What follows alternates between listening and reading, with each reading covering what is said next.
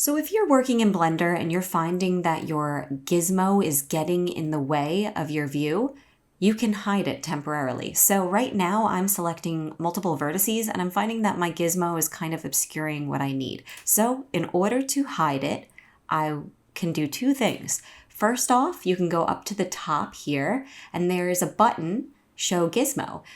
It is right next to a drop down. You don't need to do anything with the drop down. This is the button that you use. So if you just unselect that button, it was selected because it was blue. Now I can select freely without my gizmo getting in the way.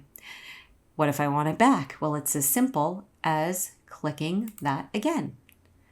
Okay, now the second way for the pros out there is the keyboard shortcut. So if you select Control Backtick, and the backtick button is right on the same button as the tilde button. So at first I didn't know what a backtick was, but I had to look it up.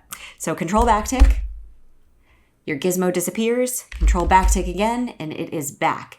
And if you don't like that shortcut, just like with all things in Blender, you can customize your shortcut to be something else. I think in Maya, the button Q is comparable, the keyboard shortcut Q. It's actually a shortcut to select, but that's what I used to use. So you can always change it to that, or you can get used to the new way.